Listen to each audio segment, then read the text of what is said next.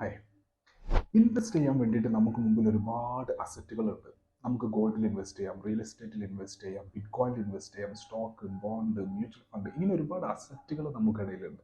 പക്ഷേ ഇന്നും പലർക്കും അറിയില്ല എന്തിനാണ് ഇൻവെസ്റ്റ് ചെയ്യുന്നത്, അല്ലെങ്കിൽ എവിടെ ഇൻവെസ്റ്റ് ചെയ്യണം, എവിടെ ഇൻവെസ്റ്റ് ചെയ്താൽ എനിക്ക് നല്ല റിട്ടേൺസ് കിട്ടും, അല്ലെങ്കിൽ എവിടെ ഇൻവെസ്റ്റ് ചെയ്താൽ എനിക്ക് നല്ലൊരു റിസ്ക് റിവാർഡിൽ എനിക്ക് ഇൻവെസ്റ്റ് ചെയ്യാൻ പറ്റും. അപ്പോൾ ഇങ്ങനെയുള്ള ഒരുപാട് സംശയങ്ങൾ ഇന്ന് പലർക്കും ഉള്ളത് കൊണ്ട് തന്നെ പലരും ഇൻവെസ്റ്റ് ചെയ്യാൻ പോകുന്നില്ല. ഒന്നാമത്തെ കാര്യം അവർക്ക് അറിയില്ല എന്തിനാണ് ഇൻവെസ്റ്റ് ചെയ്യുന്നതെന്നുള്ളത്. അപ്പോൾ എന്തിനാണ് ഇൻവെസ്റ്റ് ചെയ്യുന്നതിനെ പറ്റിയിട്ടുള്ള ഒരു വീഡിയോ ഞാൻ ഇതിനു മുമ്പ് ചെയ്തിട്ടുണ്ട്. അതിൻ്റെ ലിങ്ക് ഞാൻ മേലെ കൊടുക്കുക. അപ്പോൾ ആ വീഡിയോ കാണാം. അപ്പോൾ നമ്മൾ ആക്ച്വലി ഞാൻ വളരെ ഒരു സമ്മറി ആയിട്ട് പറയുകയാണെന്നുണ്ടെങ്കിൽ നമ്മൾ ഇൻവെസ്റ്റ് ചെയ്യുന്നത് നമ്മൾ ഇൻഫ്ലേഷനെ ബീറ്റ് ചെയ്യാൻ വേണ്ടിയിട്ടാണ്. അതായത് നമ്മുടെ രാജ്യത്തെ ഇൻഫ്ലേഷൻ എന്ന് പറയുന്നത് ഒരു 6 to 7% ഒക്കെയാണ് നമ്മുടെ ഇൻഫ്ലേഷൻ വരുന്നത്. സോ ഈ ഒരു ഇൻഫ്ലേഷനെ നമ്മൾ ബീറ്റ് ചെയ്യണമെന്നുണ്ടെങ്കിൽ തീർച്ചയായിട്ടും നമ്മൾ ഇൻവെസ്റ്റ് ചെയ്തിരിക്കണം. കാരണം ഇന്ന് നമുക്ക് 100 രൂപ വെച്ച് ചെയ്യാൻ പറ്റുന്ന കാര്യങ്ങൾ ഒരു നെക്സ്റ്റ് വീക്ക് അല്ലെങ്കിൽ ഒരു നെക്സ്റ്റ് ഇയർ നെക്സ്റ്റ് മന്ത് ഒക്കെ ആകുമ്പോൾ നമുക്ക് ചെയ്യാൻ പറ്റില്ല. കാരണം എന്താണെന്ന് പറഞ്ഞാൽ നമ്മുടെ രാജ്യത്തെ ഇൻഫ്ലേഷൻ എങ്ങനെയാണ്, നമ്മുടെ ഗുഡ്സും കമ്മോഡിറ്റീസിൻ്റെ ഒക്കെ വില കൂടിക്കൊണ്ടിരിക്കുകയാണ്. അപ്പോൾ അത് കൂടുന്നതിനൊക്കെ പല റീസൺസ് ഉണ്ട്. അപ്പോൾ ഇങ്ങനെ കൂടുന്നത് കൊണ്ടാണ് നമ്മുടെ നാട്ടിൽ, അതിനാണ് നമ്മൾ ഇൻഫ്ലേഷൻ എന്ന് പറയുന്നതും. ആ ഇൻഫ്ലേഷനെ ബീറ്റ് ചെയ്യണമെന്നുണ്ടെങ്കിൽ നമ്മുടെ പൈസ നമ്മുടെ ഒരു സേവിങ് അക്കൗണ്ടിൽ ഇട്ട് വെച്ചാൽ മാത്രം ഒരിക്കലും നമ്മുടെ ആ പൈസ കൊണ്ട് നമുക്ക് ഇപ്പോൾ ഇന്ന് ചെയ്യാൻ പറ്റുന്ന കാര്യങ്ങൾ ചിലപ്പം നെക്സ്റ്റ് ഇയറിൽ നമുക്ക് ചെയ്യാൻ പറ്റില്ല. സോ ഏറ്റവും ബെസ്റ്റായിട്ട് നമുക്ക് ചെയ്യാൻ പറ്റുന്ന കാര്യം എന്ന് പറഞ്ഞിട്ടുണ്ടെങ്കിൽ ആ പൈസ വെച്ചിട്ട് ആ ഒരു പൈസയുടെ നമ്മുടെ കയ്യിലുള്ള ഒരു ക്യാഷിൻ്റെ നല്ലൊരു പെർസെൻറ്റേജ് നമ്മൾ ഇൻവെസ്റ്റ് ചെയ്യാം. അപ്പോൾ ഇൻവെസ്റ്റ് ചെയ്യാൻ വേണ്ടിയിട്ട് ഒരുപാട് അസറ്റുകൾ, ഒരുപാട് ഇൻസ്ട്രുമെൻറ്റ്സ് നമ്മുടെ മുമ്പിലുണ്ട്. അപ്പോൾ പലർക്കും സംശയമാണ്, ഇനി ഞാൻ എന്തിന് ഇൻവെസ്റ്റ് ചെയ്താലായിരിക്കും എനിക്ക് നല്ല റിട്ടേൺസ് കിട്ടുക, അതല്ലാന്നുണ്ടെങ്കിൽ ഞാൻ ഇൻവെസ്റ്റ് ചെയ്ത് കഴിഞ്ഞിട്ടുണ്ടെങ്കിൽ എൻ്റെ ക്യാഷ് പോകുമോ. അപ്പോൾ ഇങ്ങനെയൊക്കെയുള്ള ഒരുപാട് കൺഫ്യൂഷൻസ് ഉണ്ട്. പൊതുവേ നമ്മുടെ മലയാളികൾക്കുള്ള ഒരു പ്രശ്നം എന്ന് പറഞ്ഞാൽ ആരെങ്കിലും എന്തെങ്കിലും പറയുന്നത് കേട്ടിട്ട് അതിൽ കൊണ്ടുപോയിട്ട് ഇൻവെസ്റ്റ് ചെയ്യും. ഇൻവെസ്റ്റ് ചെയ്ത് കഴിഞ്ഞിട്ട് പിന്നെ കുറച്ച് സമയം കഴിയുമ്പോൾ അല്ലെങ്കിൽ കുറച്ച് നാൾ കഴിയുമ്പോൾ ആ പൈസ ഇൻവെസ്റ്റ് ചെയ്ത് കംപ്ലീറ്റ് പൈസ വൈപ്പ് ഔട്ടായി പോകും. അതിനുശേഷമായിരിക്കും അവർ ചിന്തിക്കുക, ഓക്കെ ഒരു അബദ്ധം കാണിച്ച് അതുകൊണ്ട് ഞാൻ ഇൻവെസ്റ്റേ ചെയ്യുന്നില്ല. ആക്ച്വലി നിങ്ങൾ ഇൻവെസ്റ്റ് ചെയ്യില്ല എന്നുള്ളൊരു തീരുമാനമല്ല എടുക്കേണ്ടത്. നിങ്ങൾ ഇൻവെസ്റ്റ് ചെയ്യുന്നതിന് മുമ്പ് നിങ്ങൾ എന്തിനാണ് ഇൻവെസ്റ്റ് ചെയ്യുന്നത്, എവിടെയാണ് ഇൻവെസ്റ്റ് ചെയ്യുന്നത് എന്നുള്ള കറക്റ്റ് ബോധം നിങ്ങൾക്ക് ഉണ്ടാവണം. ഓക്കെ. അപ്പം നമുക്കിടയിൽ ഇൻവെസ്റ്റ് ചെയ്യാൻ ഒരുപാട് നല്ല ഇൻസ്ട്രുമെൻ്റ് ഉണ്ടാകുമ്പോൾ പിന്നെ വേറെ ആരെങ്കിലും എന്തെങ്കിലും പറയുന്നത് കണ്ടിട്ട് പല സ്കീമിലും സ്കാമിലും കൊണ്ടുപോയിട്ട് നമ്മുടെ ക്യാപിറ്റൽ, നമ്മുടെ ഹാർഡ് ആൻഡ് മണി കൊണ്ടുപോയിട്ടിട്ട് കളയേണ്ട ആവശ്യമില്ലല്ലോ. അപ്പോൾ വളരെ ഈസി ആയിട്ട് ചില ആളുകൾ ചിന്തിക്കുന്ന ഒരു കാര്യമാണ് FD ഇട്ട് കഴിഞ്ഞിട്ടുണ്ടെങ്കിൽ 6%, 5% റിട്ടേൺസ് കിട്ടുമല്ലോ. ആക്ച്വലി 5%, 6% റിട്ടേൺസ് കൊണ്ട് ഒരിക്കലും നിങ്ങൾക്ക് ഇൻഫ്ലേഷനെ ബീറ്റ് ചെയ്യാൻ കഴിയില്ല. കാരണം നമ്മുടെ ഇൻഫ്ലേഷനെ ബീറ്റ് ചെയ്യണമെന്നുണ്ടെങ്കിൽ എബവ് 7% റിട്ടേൺസ് ഉണ്ടെങ്കിൽ മാത്രമേ നമുക്ക് ഇൻഫ്ലേഷനെ ബീറ്റ് ചെയ്യാൻ പറ്റുള്ളൂ.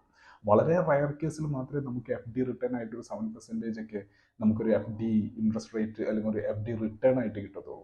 അപ്പം നമ്മൾ എന്ത് ചെയ്യണം, നമ്മൾ വളരെ ഒരു നമ്മുടെ ഒരു ഇൻഫ്ലേഷനെ ബീറ്റ് ചെയ്യുന്ന രീതിയിലുള്ള ഒരു ഇൻസ്ട്രുമെൻ്റ് ആണ് നമ്മൾ വളരെ സേഫായിട്ട് നോക്കുകയാണെന്നുണ്ടെങ്കിൽ പിന്നുള്ളൊരു ഏറ്റവും നല്ലൊരു ഇൻസ്ട്രുമെൻ്റ് എന്ന് പറയുന്നത് മ്യൂച്വൽ ഫണ്ടിൽ ഇൻവെസ്റ്റ് ചെയ്യുക എന്നുള്ളതാണ്. അപ്പോൾ മ്യൂച്വൽ ഫണ്ട് എന്ന് പറയുന്നത് അറിയാമല്ലോ, മ്യൂച്വൽ ഫണ്ട് എന്ന് പറയുന്നത് ഒരുപാട് സ്റ്റോക്കുകൾ ഉണ്ടാവും, അതിൽ ഒരുപാട് അസറ്റുകൾ ഉണ്ടാവും, അത് മാനേജ് ചെയ്യാൻ ഒരു ഫണ്ട് മാനേജർ ഉണ്ടാവും. സോ നമ്മളൊരു റിസ്ക് എടുക്കുന്നില്ല, നമ്മളൊരു നല്ലൊരു മ്യൂച്വൽ ഫണ്ട് കണ്ടെത്തിയിട്ട് ആ മ്യൂച്വൽ ഫണ്ടിൽ കൊണ്ടുപോയിട്ട് ഇൻവെസ്റ്റ് ചെയ്യുന്നു. അപ്പോൾ ആ മ്യൂച്വൽ ഫണ്ട് തീർച്ചയായിട്ടും നമുക്കൊരു 11%, 12% റിട്ടേൺസ് കിട്ടും.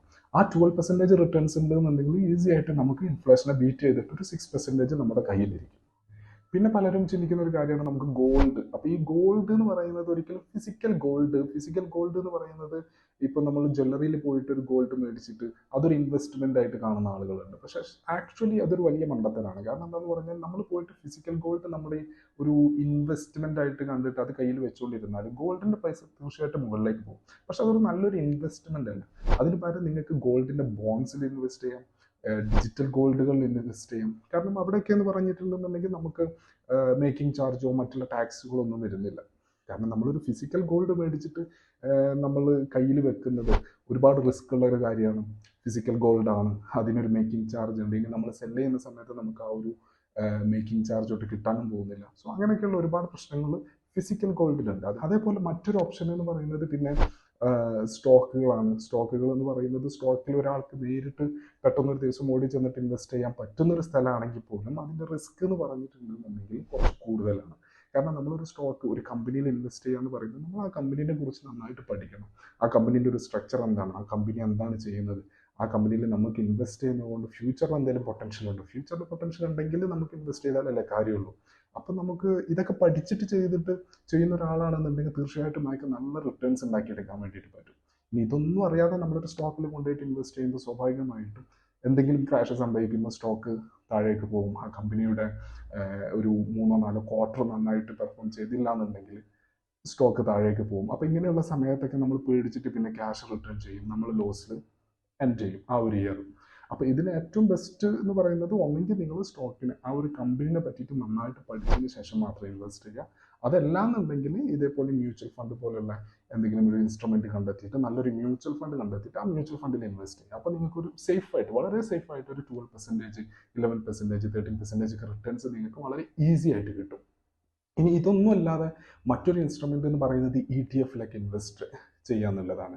ETF എന്ന് പറയുന്നത് എക്സ്ചേഞ്ച് ട്രേഡഡ് ഫണ്ട് എന്ന് പറയുന്നത്, അതായത് ഇപ്പോൾ നമ്മൾ നിഫ്റ്റി എന്ന് പറയുന്നത് ഒരു ഒരു ETF ആണ്. സോ ആ നിഫ്റ്റിയിലുള്ള ഒരു 50 കമ്പനിയിൽ നമ്മൾ കൊണ്ടുപോയിട്ട് നമുക്ക് ഇൻവെസ്റ്റ് ചെയ്യാൻ വേണ്ടിയിട്ട് പറ്റും. അപ്പോൾ അതിന് വേറെ എക്സിറ്റ് ലോഡ് അല്ലെങ്കിൽ എക്സ്ട്രാ ചാർജ് അങ്ങനെയൊന്നും വരുന്നില്ല. വളരെ ഈസി ആയിട്ട് നമുക്ക് ആ നിഫ്റ്റിയിൽ കൊണ്ടുപോയിട്ട് ക്യാഷ് നമ്മൾ ഇൻവെസ്റ്റ് ചെയ്യുന്നത്. അപ്പോൾ സ്വാഭാവികമായിട്ടും നമുക്കറിയാം നമ്മുടെ രാജ്യം ഇനി വളരാൻ പോവുകയാണ്. ഇനിയും മുന്നോട്ട് ഒരുപാട് നമ്മുടെ രാജ്യം GDP ഗ്രോത്ത് ഉണ്ടാവും. നമ്മുടെ രാജ്യത്ത് ഒരുപാട് ഫ്യൂച്ചറിൽ ഒരുപാട് കാര്യങ്ങൾ വരാൻ പോകുന്നുണ്ട്. ഇലക്ട്രോണിക് വെഹിക്കിൾസ് വരാൻ പോകുന്നുണ്ട്. അപ്പോൾ ഇങ്ങനെയൊക്കെയുള്ള ഒരുപാട് പൊട്ടൻഷ്യൽ നമ്മുടെ രാജ്യത്തിനുള്ളത് കൊണ്ട് തന്നെ നമ്മുടെ രാജ്യത്തിൻ്റെ സാമ്പത്തികം വളരെ നല്ല രീതിയിൽ മുന്നോട്ട് പോകും.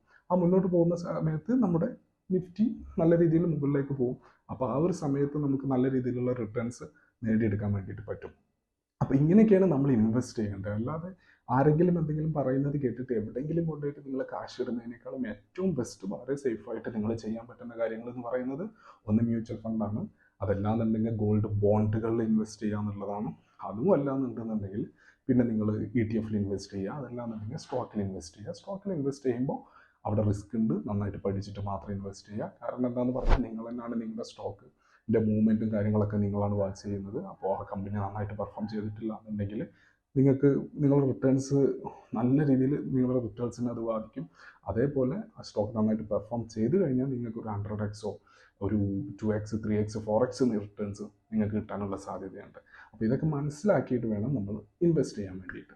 അപ്പോൾ ഇൻവെസ്റ്റ് ചെയ്യുന്നതിന് മുമ്പ് നന്നായിട്ട് നമ്മൾ എവിടെയാണ് എന്ത് ഇൻസ്ട്രുമെൻറ്റിലാണ് ഇൻവെസ്റ്റ് ചെയ്യുന്നതെന്ന് നന്നായിട്ട് പഠിച്ചതിന് ശേഷം മാത്രം ഇൻവെസ്റ്റ് ചെയ്യുക. അങ്ങനെ ഇൻവെസ്റ്റ് ചെയ്ത് കഴിഞ്ഞിട്ടുണ്ടെങ്കിൽ തീർച്ചയായിട്ടും നിങ്ങളെ പൈസ നല്ല രീതിയിൽ നിങ്ങൾക്ക് കോമ്പൗണ്ട് ചെയ്യാൻ പറ്റും. പൈസ കോമ്പൗണ്ട് ചെയ്യുക എന്ന് പറയുന്നത് ഒരു സ്കില്ലാണ്. ആ സ്കില്ല് പഠിക്കാൻ വേണ്ടിയിട്ട് കുറച്ച് സമയം മാറ്റി വെക്കുക. അതിനുള്ള ഒരുപാട് ഓപ്ഷൻസ്, ഒരുപാട് ബുക്കുകളുണ്ട്, ഒരുപാട് ആർട്ടിക്കിൾസ് ഉണ്ട്, ഒരുപാട് യൂട്യൂബ് വീഡിയോസ് ഉണ്ട്. സോ ഇങ്ങനെയുള്ള സംഗതികളൊക്കെ കണ്ടിട്ട് ഈ ഒരു മെറ്റീരിയലൊക്കെ നല്ല രീതിയിൽ യൂസ് ചെയ്ത് പഠിച്ചതിന് ശേഷം നല്ല രീതിയിൽ കുറച്ച് സമയം കളയുക. കാരണം നിങ്ങളുടെ പൈസ ഗ്രോ ചെയ്യിക്കാൻ വേണ്ടിയിട്ടാണല്ലോ. അപ്പോൾ ഇങ്ങനെയുള്ള കാര്യങ്ങളൊക്കെ പഠിച്ചതിന് ശേഷം ഇൻവെസ്റ്റ് ചെയ്യാം.